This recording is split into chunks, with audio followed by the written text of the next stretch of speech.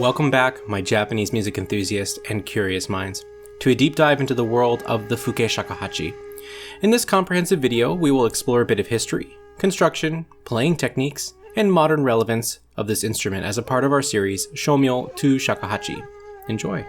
Our journey begins with looking at the captivating history of the Fuke Shakuhachi. Normally, we would just continue on with doing a deep dive into the history of the shakuhachi, but because I believe in the one import theory, Gagaku shakuhachi developing into the Hitoyogiri and then the Fuke Shakuhachi, there isn't much here to discuss. There is also an option to discuss the komuso, but I believe that the video, The Mystery of the Komuso, that I did with Shogunat and Nick Belando would do a better job than just reiterating the subjects here, so I recommend going to those resources. Anatomy and construction. On the points that I haven't mentioned, we can talk a little bit about the development from the Hitoyogiri to the Fuke Shakuhachi. Much like the Hitoyogiri, the shakuhachi has 4 holes on the front and 1 on the back. However, there is a lot more to go into here because there isn't just one brand of shakuhachi. From my library, it seems that there is no one more well researched on this than Shimura Satoshi, who I will be quoting momentarily. Shimura sensei has spent over 20 years at the time of his book, Kokan Shakuhachi Studies, researching Jinashi shakuhachi in Japan. His book is an incredible resource filled with scientific backing. The charts alone are an invaluable resource.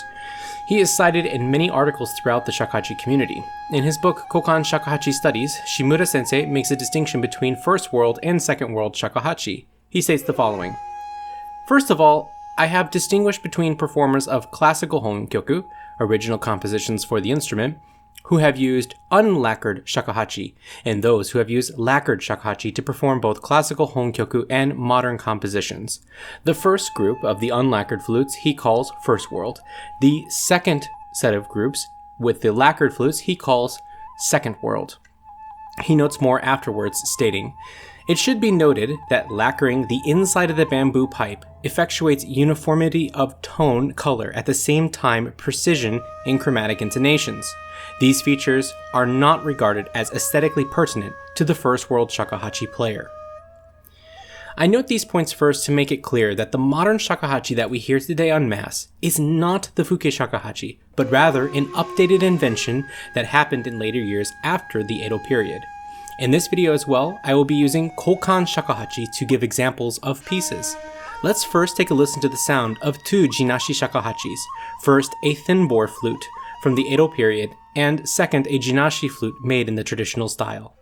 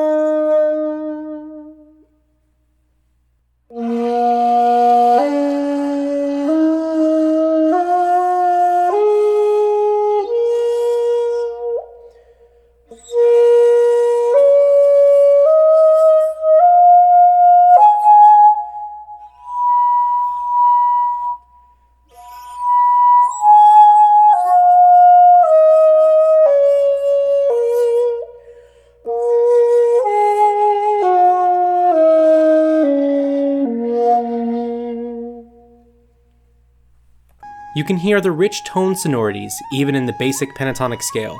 For the rest of the video, I will use these 2 flutes for examples. But what about the developments of the Fuke Shakuhachi? How did it become this way? First, why are we calling it Fuke Shakuhachi? Tsukitani Tsuneko puts it this way. The term Fuke Shakuhachi is a modern scholarly term to distinguish the present-day instrument from the Hitoyogiri and Gagaku shakuhachi. Edo period sources generally use the term komuso shakuhachi as the instrument was played then exclusively by komuso, half monk, half warrior. But what makes it different than the Hitoyogiri and other variations of the shakuhachi previously and afterwards? Tsukitani continues. The komuso shakuhachi as a solo instrument was not tuned to other instruments, and in many cases the performer himself manufactured it, relying on experience and intuition. Some still do.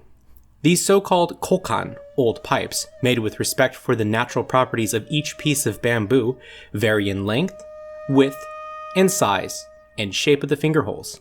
Inside, too, the rims of the nodes are left after boring, and no further treatment is carried out other than general lacquering the inside of the tube to protect against moisture.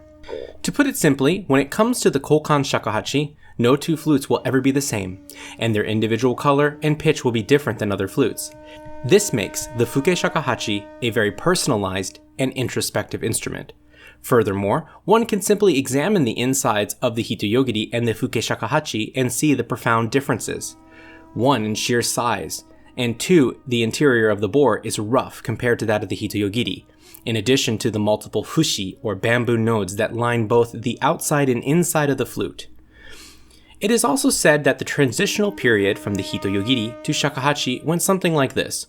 First, the Boroboro, also known as the Boronji, who were flute-playing ascetics, which are depicted in the famous Tsurezure-gusa, Essays in Idleness, circa 1330.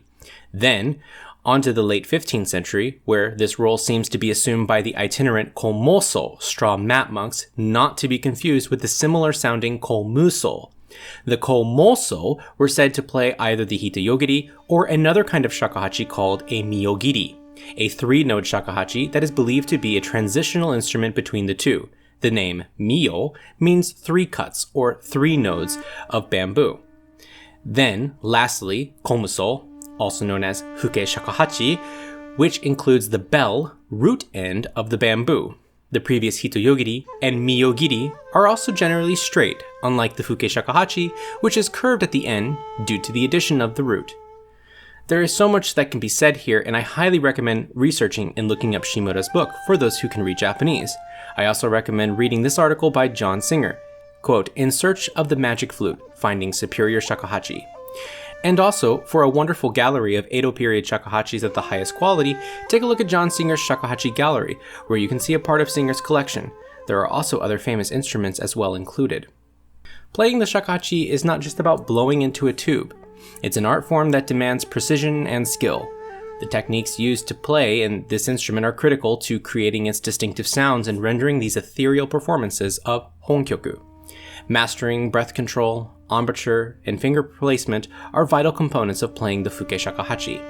Let's take a look at 3 techniques that stand out: Muraiki, Korokoro, and Tamane.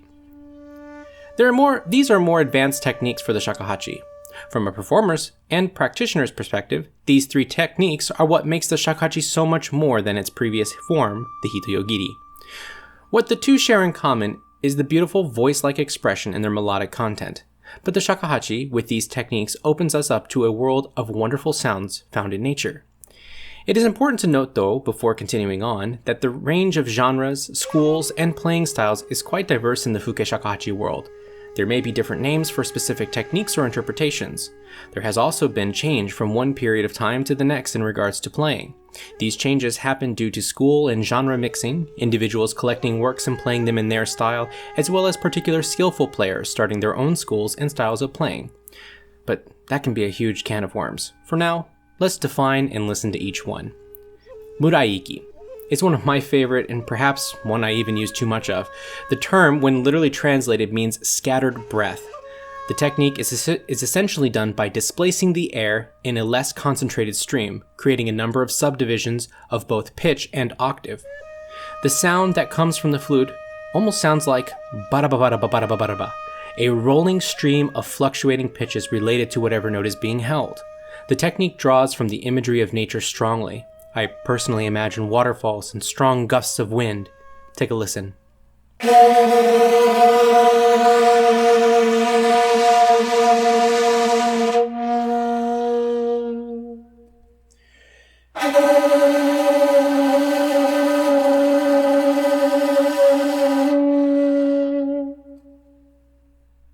Next is korokoro. Korokoro is one of the iconic sounds of the shakuhachi, onomatopoetic phrase that imitates this technique. The Japanese language is riddled with these little set phrases. For example, za za is the sound of rain, or peko peko is the sound of a hungry stomach. Korokoro is the sound of this technique. Here it is on shakuhachi.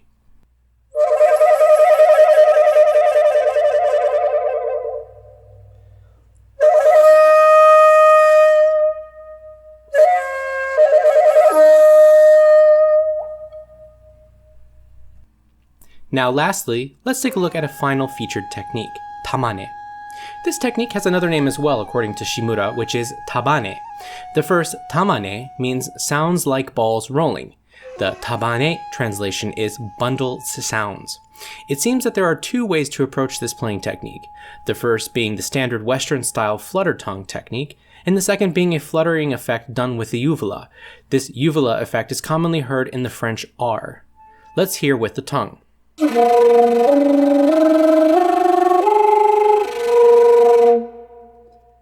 Now with the uvula.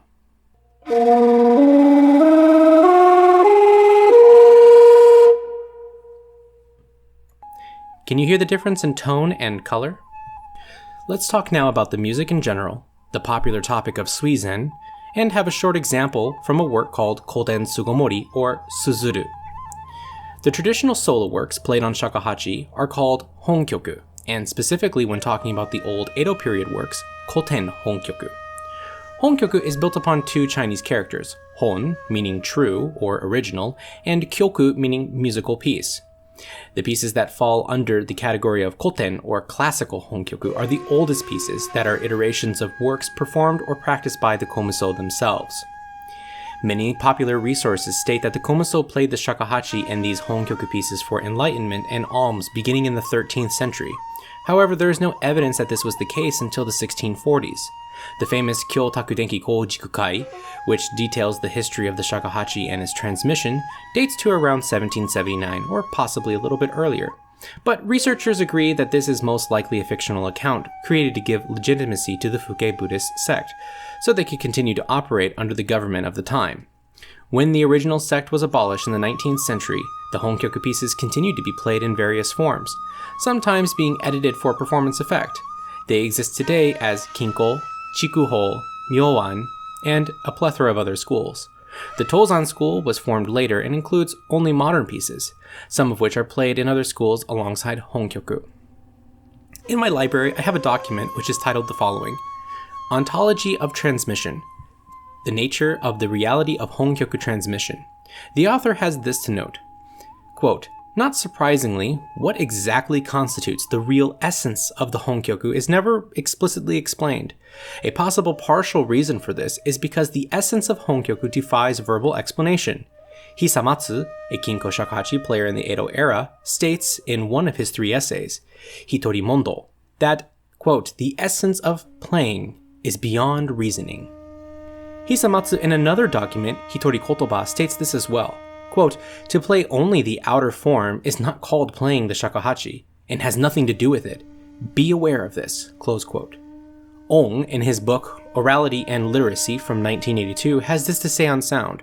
I believe it is a wonderful quote to help us get a sense of the inner essence of honkyoku. Quote, all sensation takes place in time, but sound has a special relationship to time, unlike that of the other fields that register in human sensation. Sound exists only when it is going out of existence. It is not simply perishable, but essentially evanescent, and it is sensed as evanescent. If I stop the movement of sound, I have nothing, only silence, no sound at all. All sensation takes place in time, but no other sensory field totally resists a holding action, stabilization, in quite this way. Another common idea in Fuke Shakuhachi is the concept of suizen. The concept of suizen, or meditative breathing, was first established by the 32nd director Rodo Genkyo of Myowanji. It was conceived of as a breath training practice of employing the shakuhachi. In Japanese, this is called suiteki shugyo. It has gained popularity among shakuhachi players worldwide, but unfortunately there is no historical evidence to support that any komuso or komoso practiced suizen. Torsten Olafsson, shakuhachi scholar and Japanologist, notes this: the idea of suizen originated only during the very early 1950s among a group of devoted revivers of the Kyoto Myowan Temple, a serious and sincere project that seems to have been headed ideologically by the temple's first fully ordained chief Zen monk, named Yasuda Tenzan. Before then, however, already in 1928 and 1930, Tomimori Kyozan and Kobayashi Shinzan of Myowan Kyokai in Kyoto proposed the use of this term, suishouzen, in writing to blow a flute meditation. Nothing like that had ever existed before. After 1950, Yasuda Tenzan introduced the new term suizen, and he produced more than one expressive suizen calligraphy. In 1978, Ozawa Zetsugai Seizan, a direct and very close student of the 40th Myowan Taizan-ha Kansu, Yoshimura Fuan Soshin, explained the essence of the Taizan-ha suizen like this. Myowan Shakuhachi is related to the Fuke sect of Shakuhachi, and it has as its purpose to employ the ancient Japanese shakuhachi flute as a dharma instrument, hoki, in order that one understands the ultimately a dual nature of the bright and the dark, myo, an, and experiences the essence of non-substantiality, kyo, through self-cultivation. This practice is called suizen. In addition, Yoshida Mitsukuni, who wrote wonderful books and articles on Japanese arts and aesthetics, has this to say: Zen to shakuhachi, kankei ga zenzen nai. Zen and shakuhachi, there is no connection at all. Furthermore, in the writings of shakuhachi scholar Makihara Ichiro, quote, "It is written in Japanese junior high school textbooks that within the Zen sect there are 4 sects, namely the Rinzai sect and the Soto sect, the Obaku sect, as well as the Fuke sect. The Komuso are Buddhist priests, Soryo, of the Fuke sect. Also, when you look at related internet sites, it generally reads as follows. As for Komuso, the founder of the Fuke sect was the Chinese Zen monk Fuke. The tradition was transmitted to Japan by Hoto Kokushi Shinchi Kakushin of the Kokoku Temple in Yura in the Ki province, present-day Wakayama. This is all a big lie."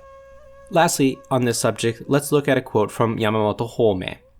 Summing up, to say that Komuso temples were Zen temples and that Komuso were Zen monks is unlikely. Likewise, if one should say that Myoanji was a Fuke temple and that the Komuso were Fuke monks, there would be a lot which could not be explained to the public. To cut a long story short, the Komuso did not shave their heads, take the tonsure, becoming monks. Also, they did not wear a sword in public. They were armed with a dagger or a shakuhachi. In addition, they did not engage themselves in the aesthetic practices of an ordinary Zen monk, such as rising early in the morning and chanting sutras, doing seated meditation, zazen, performing Zen question and answer sessions, Zen mondo or koan, and the like. Furthermore, neither did the Fuke temples have any patron households, danka, nor did they perform Buddhist funeral services. Moreover, they did not appear to have any earnest studies, and in fact, they did not even preach to the masses, nor did they basically live any life of propagating the faith. On the contrary, within the Fuke temple precincts, they both drank alcohol unscrupulously and engaged in gambling.